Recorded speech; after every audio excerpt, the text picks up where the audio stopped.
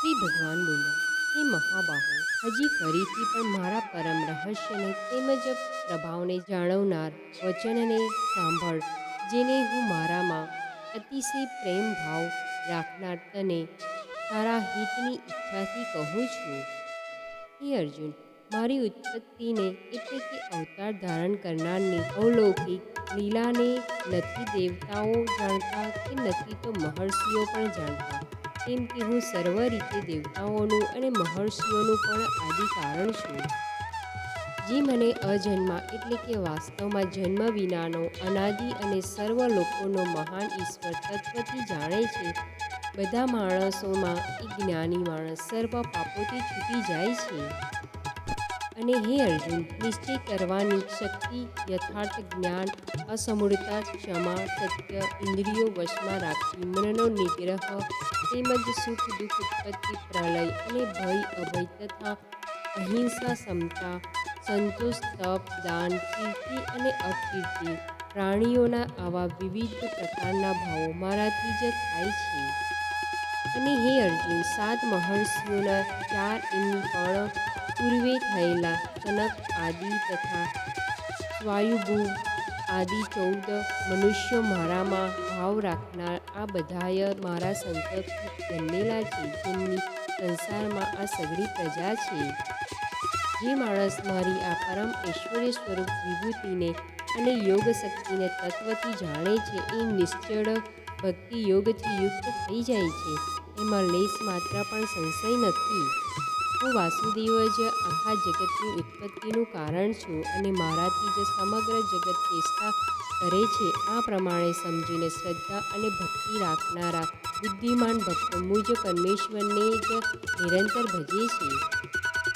અને તે નિરંતર મારામાં મન પરોવી રાખનારા અને મારામાં જ પ્રાણોને અર્પણ કરી રાખનારા ભક્તજનો મારી ભક્તિની ચર્ચા દ્વારા પરસ્પર મારા પ્રભાવને ઓળખાવતા તથા ગુણ અને પ્રભાવ સહિત મારું કથન કરતા જ નિત્ય નિરંતર સંતોષી રહે છે અને મુજ વાસુદેવમાં જ નિરંતર રમ્યા કરે છે. નિરંતર મારા ધ્યાન વગેરેમાં પરોવેલા અને પ્રેમથી ભજનારા તે ભક્તોને હું એવો તત્વજ્ઞાનરૂપી યોગ આપું છું, જેનાથી એ ભક્તો મને જ પામે છે. અને હે અર્જુન, એમના ઉપર અનુગ્રહ કરવા માટે એમના અંતઃકરણમાં રહેલો હું પોતે જ એમના અજ્ઞાનજનિત અંધકારને જળહળતા તત્વજ્ઞાનરૂપી દીપક દ્વારા નષ્ટ કરી દઉં છું. આ રીતે ભગવાનના વચન સાંભળી અર્જુન બોલ્યા, આપ પરમ બ્રહ્મ, પરમ ધામ અને પરમ પવિત્ર છો. કેમ કે આપને સમસ્ત ઋષિજનો સનાતન દિવ્ય પુરુષ દેવોના પણ આદિદેવ, અજન્મા અને સર્વવ્યાપી કહે છે. એવું જ દેવર્ષિ નારદ, અસિત અને દેવલ ઋષિ તથા મહર્ષિ વ્યાસ પણ કહે છે. અને વળી આપ પોતે પણ મને એમ જ કહો છો. અને હે કેશવ, જે કંઈ પણ મને આપ કહી રહ્યા છો એ સઘળું હું સત્ય માનું છું. હે ભગવાન, આપના લીલામય સ્વરૂપને નથી તો દાનવો જાણતા અને નથી દેવતા પણ જાણતા. એ સઘળા ભૂતોના સર્જનહાર, હે સઘળા ભૂતોના ઈશ્વર, હે દેવોના દેવ, હે જગતના સ્વામી, હે પુરુષોત્તમ, આપ પોતે જ પોતાના વડે પોતાને જાણો છો. માટે હે ભગવાન, આપ જ પોતાની એ દિવ્ય વિભૂતિઓને સંપૂર્ણપણે કહેવા સમર્થ છો, જે વિભૂતિઓ દ્વારા આપ સકળ લોકોને વ્યાપીને રહેલા છો. હે યોગેશ્વર, હું કયા પ્રકારે નિરંતર ચિંતન કરતો આપને જાણી શકું? અને હે ભગવાન, આપ કયા કયા ભવોમાં મારા વડે ચિંતન કરવા યોગ્ય છો? અને હે જનાર્દન, પોતાની યોગ શક્તિને અને વિભૂતિને હજી પણ વિસ્તારથી કહો, કેમ કે આપના અમૃત જેવા વચનોને સાંભળતા મને તૃપ્તિ થતી નથી.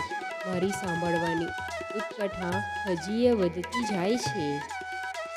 આ રીતે અર્જુને પૂછવાથી શ્રી ભગવાન બોલ્યા, હે કુરુક્ષેત્ર, હવે હું જે મારી દિવ્ય વિભૂતિઓ છે એમને તારા માટે મુખ્ય રૂપે કહીશ, કેમ કે મારા વિસ્તારનો અંત નથી. હે નિંદ્રાને જીતનારા અર્જુન, હું સઘળા ભૂતોના હૃદયમાં રહેલો સૌનો આત્મા છું તથા સર્વભૂતોનો આદિ, મધ્ય અને અંત પણ હું જ છું. અને હે અર્જુન, હું અદિતિના 12 પુત્રોમાં વિષ્ણુ અને જ્યોતિઓમાં અંશુમાલી સૂર્ય છું તથા 49 વાસુ દેવતાઓનું તેજ તેમજ નક્ષત્રોનો અધિપતિ ચંદ્રમા છું. અને હું વેદોમાં સામવેદ છું, દેવોમાં ઇન્દ્ર છું, ઇન્દ્રિયોમાં મન છું અને પ્રાણીઓની ચેતના એટલે કે જીવન શક્તિ છું. અને હું 11 રુદ્રોમાં શંકર છું, યક્ષ રાક્ષસોમાં ધનનો સ્વામી કુબેર છું. હું 8 વાસુઓમાં અગ્નિ છું અને શિખરોવાળા પર્વતોમાં મેરુ પર્વત છું. ને પુરોહિતોમાં મુખ્ય બૃહસ્પતિ તું મને જાણ. હે પાર્થ, હું સેનાપતિઓમાં સંકદ અને જળાશયોમાં સમુદ્ર છું. અને હે અર્જુન, હું મહર્ષિઓમાં મૃગુ અને અર્થબોધક શબ્દોમાં એક અક્ષર એટલે કે ઓંકાર છું. સર્વ પ્રકારના યજ્ઞોમાં જપ યજ્ઞ અને સ્થાવરોમાં હિમાલય છું. અને હું સઘળા વૃક્ષોમાં પીપળાનું વૃક્ષ, દેવર્ષિઓમાં નારદ મુનિ, ગંધર્વોમાં ચિત્રરથ અને સિદ્ધોમાં કપિલ મુનિ છું.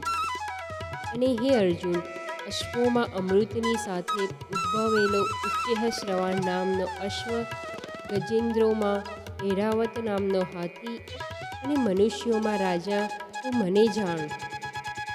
અને હે અર્જુન, હું શાસ્ત્રોમાં વજ્ર અને ગાયોમાં કામધેનુ છું. શાસ્ત્રોક્ત પ્રકારે સંતાનની ઉત્પત્તિનો જે હેતુ છે એ કામદેવ છું. અને સર્પોમાં સર્પરાજ વાસુકી છું. અને હું નાગોમાં શેષનાગ અને જળચરોનો અધિપતિ વરુણ દેવતા છું. તેમજ પિતૃઓમાં અર્યમા નામનો પિતૃ તથા શાસન કરનારાઓમાં યમરાજ છું. અને હે અર્જુન, હું દૈત્યોમાં પ્રહલાદ અને ગણના કરનારાઓનો સમય છું. તેમજ પશુઓમાં મૃગરાજ સિંહ અને પક્ષીઓમાં હું ગરુડ છું.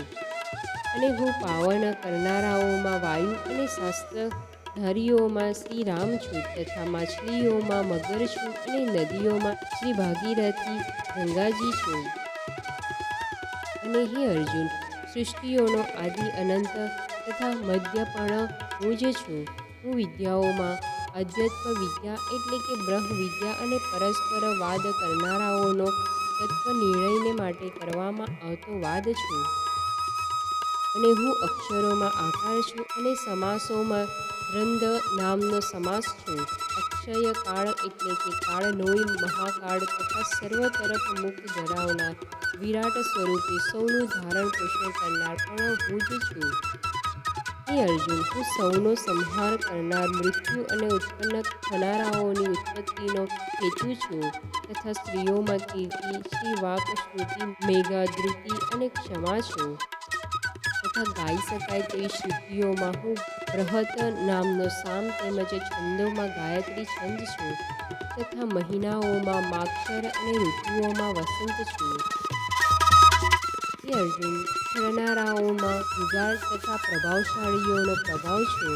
હું જીતનારાઓનો વિજય છું. નિશ્ચય કરનારાઓનો નિશ્ચય અને સાત્વિક માણસોનો સ્વાસ્તિક ભાવ છું.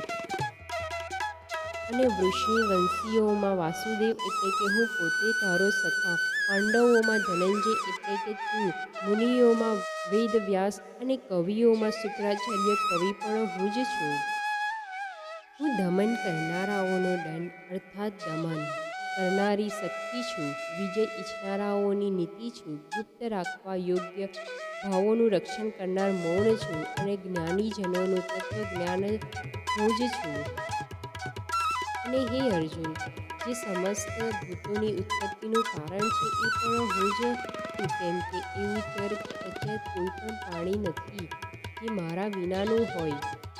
હે પરમ તપ, મારી દિવ્ય વિભૂતિઓનો અંત નથી. મેં પોતાની વિભૂતિઓનો આ વિસ્તાર તો તારા માટે એક દેશ રૂપે એટલે કે અત્યંત ટૂંકમાં કહ્યો છે. માટે હે અર્જુન, જે પણ વિભૂતિયુક્ત એટલે કે ઐશ્વર્ય સ્વપ્ન શોભાયુક્ત અને શક્તિયુક્ત પદાર્થ છે એને તું મારા તેજના અંશની જ અભિવ્યક્તિ સમજ.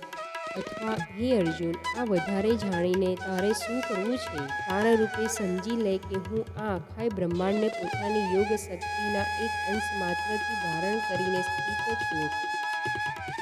વિભૂતિ યોગ નામનો 10મો અધ્યાય સમાપ્ત. ગીતા મહાત્મ્ય. શ્રી પૃથ્વી માતા પૂછે છે, અહો ભગવાન, પાછલા જન્મોના ફળ ભોગવનાર મનુષ્યને ભગવાન પ્રત્યે અનન્ય ભક્તિ કેવી રીતે હોય છે? શ્રી વિષ્ણુ બોલ્યા, પ્રારંભનો આનંદ માણનાર મનુષ્ય જે ગીતાના અભ્યાસમાં સદૈવ વ્યસ્ત રહે છે, તે આસક્તિ વિના કર્મોમાં વ્યસ્ત રહેતો નથી, તો તે સુખી થાય છે. જેમ પાણી કમળના પાનને સ્પર્શી શકતું નથી, તેમ ગીતાનું ધ્યાન કરનારને પાપો સ્પર્શી શકતા નથી. જ્યાં ગીતાનો ગ્રંથ છે, ત્યાં પ્રયાગ જેવા બધા મંદિરો છે. જ્યાં ગીતાનો ઉપદેશ કરવામાં આવે છે, ત્યાં બધા દેવતાઓ, ઋષિઓ, યોગીઓ, પાર્ષદો, નાગો, ગોપીઓ વગેરે રહે છે. જ્યાં ગીતાનું ચિંતન, અધ્યયન કે શ્રવણ થાય છે, ત્યાં હું હંમેશા નિવાસ કરું છું. હું ગીતાના આશ્રયમાં રહું છું. ગીતા મારું સંપૂર્ણ ઘર છે. ગીતાનો આશ્રય લઈને હું ત્રણેય લોકોને અનુસરું છું. ગીતા મારી શ્રેષ્ઠ અને બ્રહ્મરૂપિણી વિદ્યા છે. તે અવિનાશી, શાશ્વત અને અવર્ણનીય બની ગઈ છે. તે વેદરૂપ, આનંદ આપનાર અને તત્વાર્થના ત્રણ સ્વરૂપોથી ભરેલું છે. તે સચ્ચિદાનંદ શ્રી કૃષ્ણે અર્જુનને અંગત રીતે કહ્યું હતું. જે વ્યક્તિ ગીતાના 18 અધ્યાયનો હંમેશા સ્થિર ચિત્તે જપ કરે છે, તે પરમપદનો અધિકારી બને છે. ગીતાના અડધા ભાગનો પાઠ કરનારને પણ ગાયના દાન જેટલો લાભ થાય છે. ત્રીજા ભાગનો પાઠ કરનારને ગંગા સ્નાનનું ફળ મળે છે અને છઠ્ઠા ભાગનો પાઠ કરનારને સોમયોગનો પણ લાભ થાય છે. જે ભક્તિ સાથે દરરોજ એક અધ્યાયનો પણ પાઠ કરે છે, રુદ્રલોકને પામે, તે વિશ્વને પ્રાપ્ત કરે છે અને તે ત્રીજી માનવમાં આવે છે. જે કોઈ ભાવિક ગીતાના એક અધ્યાય, એક શ્લોક કે એક ચરણના માર્ગે ચાલે છે, તે પણ આ પૃથ્વી પર મન્વંતર સુધી માનવ શરીર મળે છે. જે મનુષ્ય ગીતાના 10, 7, 5, 4, 3, 2, 1 કે અડધા શ્લોકનો નિયમિત પાઠ કરે છે, તે 10,000 વર્ષ સુધી ચંદ્રલોકને પ્રાપ્તિ કરે છે. અને ગીતાના ઉચ્ચારણથી સંહાર કરે છે, તે ઉત્તમ ગતિ પામે છે. જો કોઈ મહાન પાપી પણ ગીતા શ્રવણમાં વિલિપ્ત થાય છે, તો તે ભગવાન વિષ્ણુ સાથે વૈકુંઠનો આનંદ માણે છે. જે મનુષ્ય ગીતાના અર્થનું ધ્યાન કરે છે, તે અનેક કર્મો કરવા છતાં પણ જ્ઞાની બનીને જીવનમાંથી મુક્ત થઈ જાય છે અને દેહ છોડ્યા પછી પરમપદને પ્રાપ્ત કરે છે. જનકાદિ અનેક રાજાઓ ગીતા જ્ઞાનનો આશ્રય લઈને પાપરહિત થયા છે. આ લોકોમાં તેમનું સન્માન અને તે સર્વોચ્ચ પદ પર પહોંચી ગયા છે. જે વ્યક્તિ ગીતાનો પાઠ કરીને ગીતાના મહાત્મ્યનો પાઠ નથી કરતો, તેનો ગીતાનો અભ્યાસ નિષ્ફળ જાય છે. જે આ મહાત્મ્ય સહિત ગીતાનો અભ્યાસ કરે છે, તે ઉપરોક્ત ફળને પ્રાપ્ત કરે છે અને તે દુર્લભ ગતિ પ્રાપ્ત કરે છે. ઇતિ શ્રી વારાહ પુરાણે ગીતા માહાત્મ્ય સંપૂર્ણમ.